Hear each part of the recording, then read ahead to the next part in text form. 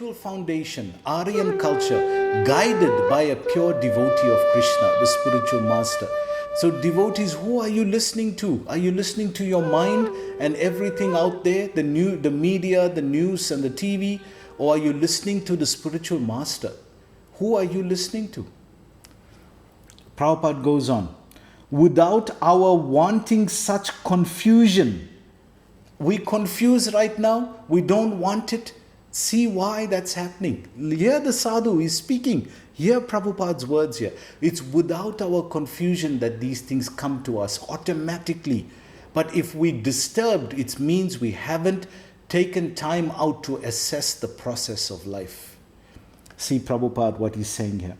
No one wants fire, and yet it takes place, and we become perplexed. So who wants fire? Why? Because fire causes harm to us.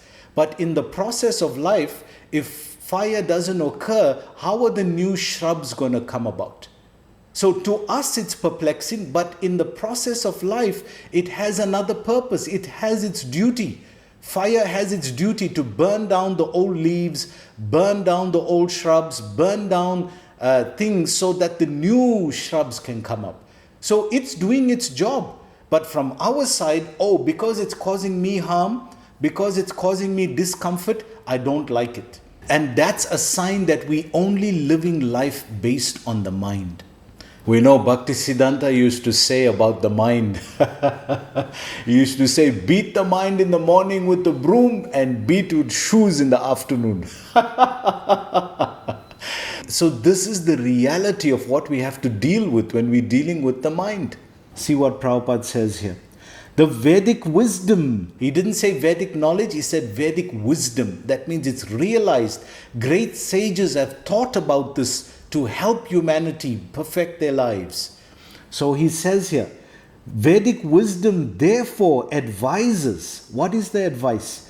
That in order to solve the perplexity of life, are we in perplexity like right now? We can't understand the pandemic. Yes. What can I do? Talk to me, Prabhupada. In order to understand the perplexities of life and to understand the science of the solution, one must approach a spiritual master who is in the disciplic succession. This is a science. The solution to life is a science. Science of self-realization.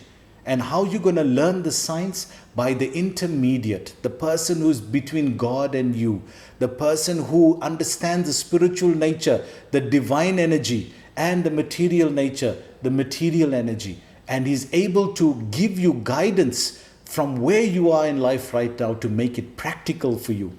This is Bhagavad Gita. Wow, what wisdom is this? Let's see Prabhupada further. A person with a bona fide spiritual master is supposed to know everything. Do you have a guru? Oh, devotees, I'm so sorry. I'm just being facetious. But I'm saying to you, practically, please hear my heart. I'm not criticizing you. I'm sharing with you, what are you practicing as Krishna consciousness?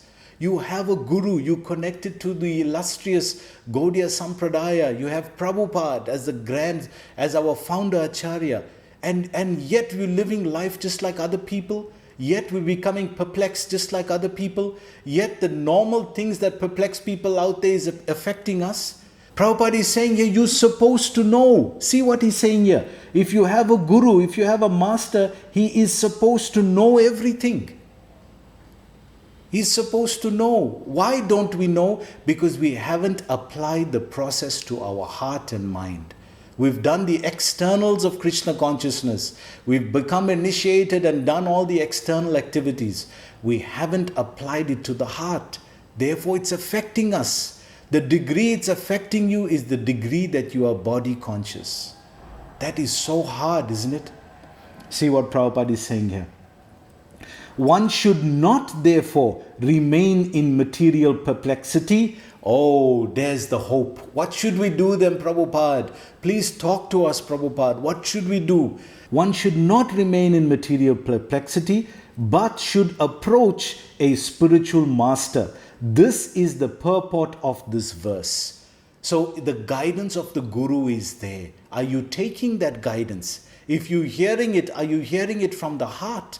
And if you heard it, are you making changes in your life to adapt that knowledge to make your life better?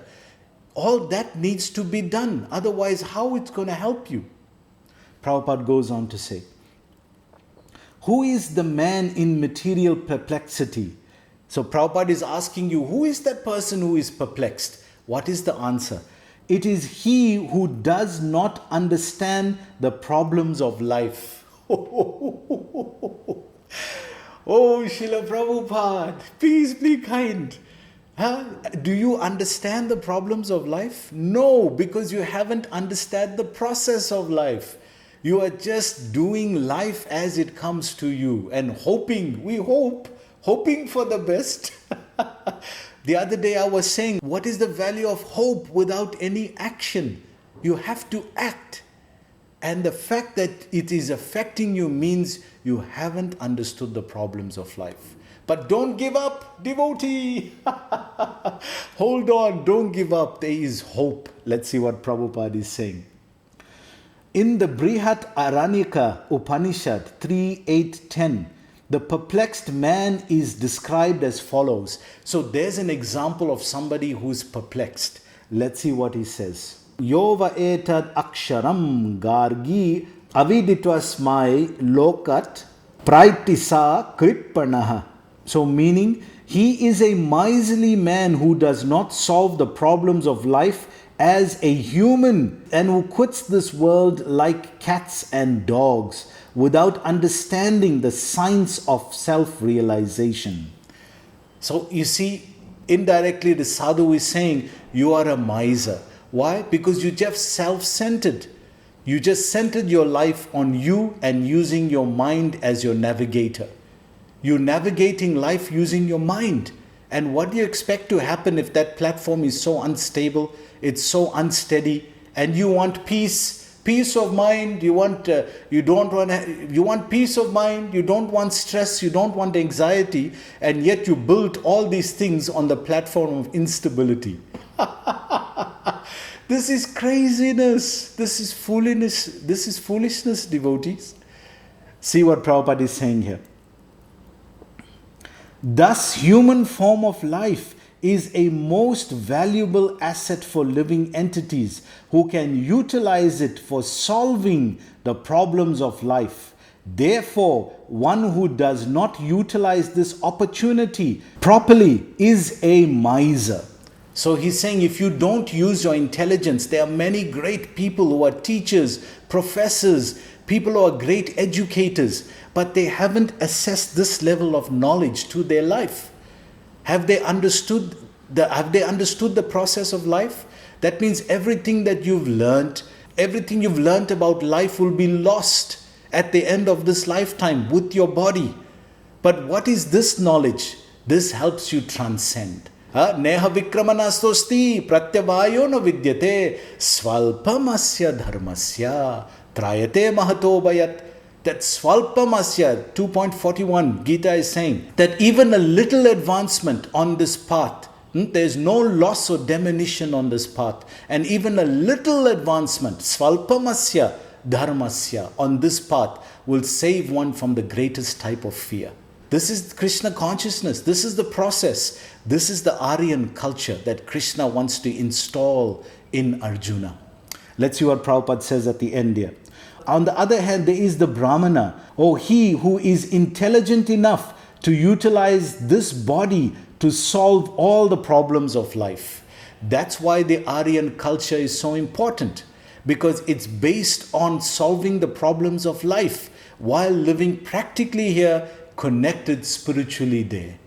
This is so simple to understand, but so difficult to execute. Prabhupada says here, Ya etad aksharam gargi vidittasmai lokat prayati sa brahmanah. The kripanas or miserly persons waste their time in being overly affectionate for family. So Prabhupada is saying, see what he's saying? He's saying overly affectionate. He doesn't say don't be affectionate. That is a natural part of life. Love is natural for our loved ones and our dependents. But when we overly affectionate, why overly? Because because by nature the mind gets attached. And when the mind gets attached, it's very difficult. We saw what happened to Arjuna yesterday. He got attached to Drona and Bhishma, and he could not make proper decisions until Krishna, as the Guru, stepped in. So overly affectionate is not healthy because it pulls us away, pray us from the ultimate goal. So Prabhupada says here, for family, society, country, etc., in the material conception of life, see, material conception is what? It's based from the mind. And if we're living life based on the mind, how unsteady that is. We're just describing that so many times. So that's why it's perplexing. Prabhupada says here, one is often attached to family life, namely to wife, children and other members, on the basis of skin disease. So Prabhupada says this is skin disease. If you see it for what it is, then we're expecting that this is love. But look at how much of suffering it also gives us. That you have to get a house and you get a car and a color TV. Om Jai Jagadisha Hare. You have to be a provider. You have to take care when children come. You have to look after them. So when you first started out, I'm going to get in trouble now, but this is the fact. When you first started out and you were all in love and it was all lovey-dovey and all nice, did you really think that life is like this? You never thought that this is what you're going to need to provide to maintain that love. And then when children come, you have to maintain that. And then put all of that together. You have to get a job. You have to get insurance. You have to... Oh my God! All because the one day you decided you wanted to fall in love. This is a natural process of life, but look at what it comes with. Look at the price it has. So this is why Prabhupada is saying it's skin disease. Think about it. Understand it as a process and live it as a process. See it for what it is. Don't see it for more than what it is. See this, what Prabhupada is saying here. The Kripana thinks that he is able to protect his family members from death. Oof. Are you really able to do it? Devotees, I feel for you because you're experiencing this right now. So many loved ones and people you know are dying. But can you really protect them? What can you do for them? The only thing you can really do is understand the process of life and connect it to Krishna. Connect them to Krishna. He is the supreme controller. You can't protect them. How can you protect them if you're not the supreme controller? Can you control the events of life? You can't. Who can control the events of life? Ishvara Parama Krishna Sachitananda Vigraha Anadiradir Govinda Sarvakarana Karanam. Ishvara Parama, the supreme controller is Krishna, and he is the cause of all causes. He is the one who can intervene. And via his medium, the spiritual master, we get guidance on how to live the process of life. See it for what it is. Don't see it for more than what it is. Prabhupada concludes here, or the Kripana thinks that his family or society can save him from the verge of death. Right now we need someone to save us from death. You think the family person can do it? They themselves are helpless. The doctors are helpless. The whole World Health Organization are helpless. Who can save you from death? Mukunda. The one who gives mukti. The one who can really save you from death. That is Mukunda, Krishna. Prabhupada says here, such family attachment can be found even in the lower animals who take care of children also. Being intelligent, Arjuna could understand that his affection for his family members and his wish to protect them from death were the cause of his perplexity. So why are you stressed out? Because you want to protect family people. There's the sadhu talking. There's Prabhupada talking to us. We want to. So is it bad? It's not bad. But do you have the ability to do so? If you don't have the ability to do so, why are you stressing yourself out thinking that no, it's me, I'm the fault? Why are you stressing yourself out that I am the fault, that I can actually do something that's totally beyond me? Give it to somebody who can do it. Krishna, Mukunda, he can do it.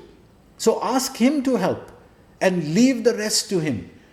So the fact that we don't want to surrender it to him means we're still connected to the body and we still feel I'm the doer, I can do something, I can protect. We can't, devotees. We can't. That's why a devotee just surrenders to Krishna. Hey Govinda, Virahe Name, please help me. That's all we can do. So now you see why spirituality is so needed in this time of this pandemic. Because it's the only intelligent thing to do. Arjuna came to that point of view. So my question to you, devotees, have you come to that point of view? Have you come to that understanding? If not, you're going to continually be perplexed. You're going to continually be in anxiety and stressed. Leave it wholeheartedly to Krishna. That's it. We have to do what is practical, what we can do medically, what we can do preventatively. We take precaution, but beyond that, we take shelter. One level is precaution, the other level is shelter. Material, spiritual. We need the same intensity for both. We need the same intensity for precaution and for surrender. Right now, we're only taking intensity in precaution, and therefore we're perplexed, therefore we're stressed. We are so insecure of who we are that we need flattery to be accepted. Why? Because we based our identity on the basis of the mind. And the mind is insecure because it's always accepting and rejecting. We're seeing that with Arjuna. One moment it accepts, next minute it rejects. We're not living any part of life on the spiritual level of the soul.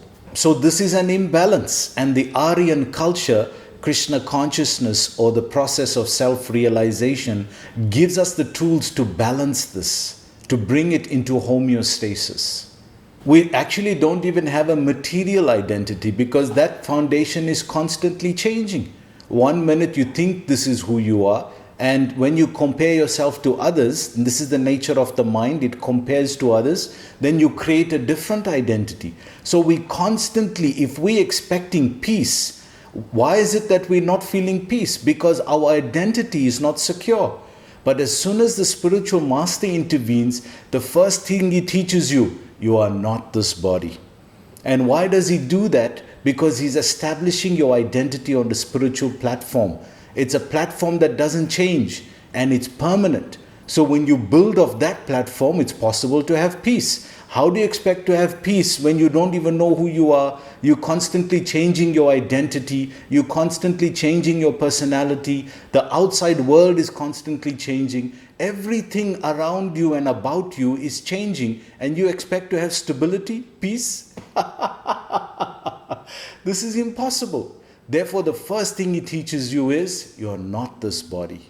Then what am I?